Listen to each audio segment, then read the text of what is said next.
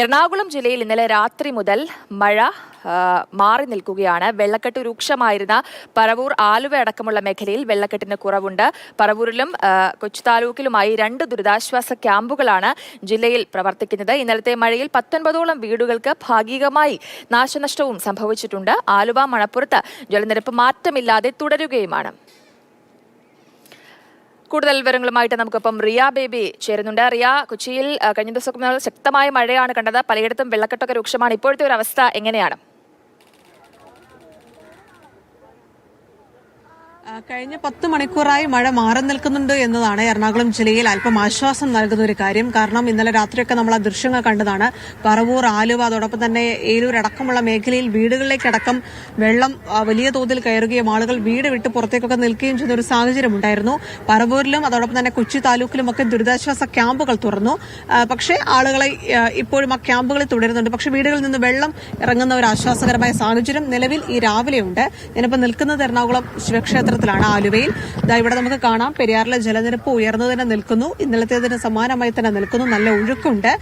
ബലിതർപ്പണ ചടങ്ങുകളൊക്കെ സാധാരണ നടക്കുന്ന ഇടങ്ങളിൽ നിന്ന് മാറ്റി അല്പം കരയിലേക്ക്, മണപ്പുറത്തിൽ നിന്ന് മാറ്റി കരയിൽ നടത്തുകയാണ്. ആളുകൾ വലിയ തോതിൽ ക്ഷേത്രത്തിന്റെ പരിസരത്തേക്കൊന്നും പോകാൻ അനുവദിക്കുന്നില്ല. ഒഴുക്കുള്ളതുകൊണ്ട് തന്നെ ഒരുപാട് ആളുകൾ എത്തുന്ന ഒരു സ്ഥലം കൂടിയാണ് ആലുവ ശിവക്ഷേത്രവും പരിസരവും ഒക്കെ. എന്തായാലും ജലനിരപ്പ് ഇന്നലത്തേതുപോലെ തന്നെ ഉയർന്നു നിൽക്കുന്നു.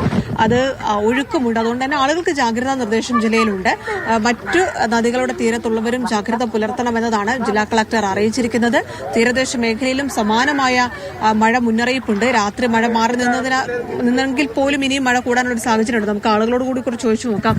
ഇന്നലെയൊക്കെ പെട്ടെന്ന് വെള്ളം കയറുന്ന ഒരു സാഹചര്യം അവിടുന്ന് പെട്ടെന്ന് ഇന്നലെ ഒരു ഉച്ചയോടുകൂടി ഭയങ്കരമായിട്ട് വെള്ളം ഒഴുക്കോടുകൂടി വന്ന അത് രാത്രി 8 മണിയായപ്പോഴേക്കും ആറാടി കഴിഞ്ഞിട്ട് വെള്ളം ഇപ്പൊ ശകലം കുറഞ്ഞിട്ടുണ്ട്.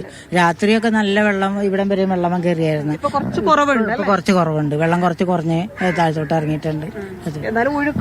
നല്ല ഒഴുക്കും, ശക്തമായ ഒഴുക്കുമുണ്ട്. പിന്നെ ഇവിടെ ആറാട്ട് എന്ന് പറഞ്ഞിട്ടുണ്ടെങ്കിൽ ഭഗവാൻ ആറാടി വെള്ളത്തിൽ കിടക്കേണ്ടതാണ്. ഇവിടെ ആറാട്ട് സദ്യയും ആറാടിയും എല്ലാം നടക്കുന്നത്.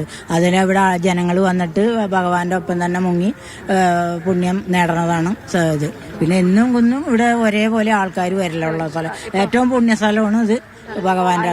ശിവക്ഷേത്രത്തെ സംബന്ധിച്ചിടത്തോളം ഈ വെള്ളം കയറിയെന്ന് പറയുന്നത് ആറാട്ടാണ്. അപ്പോൾ അതുപോലെ ക്ഷേത്രത്തിന്റെ ഏതാണ്ട് പകുതിയോളം വെള്ളം കയറി നിൽക്കുന്ന ഒരു സാഹചര്യമുണ്ട്. പക്ഷെ ആളുകൾ പെരിയാറിൽ ഇറങ്ങുന്നതിനും ബലിതർപ്പണ ചടങ്ങുകൾ നടത്തുന്നതിനുമൊക്കെ നിയന്ത്രണമുണ്ട്. ശ്രദ്ധിച്ച് കാര്യങ്ങൾ ചെയ്യണമെന്നൊരു മുന്നറിയിപ്പ് നൽകുന്നുണ്ട്.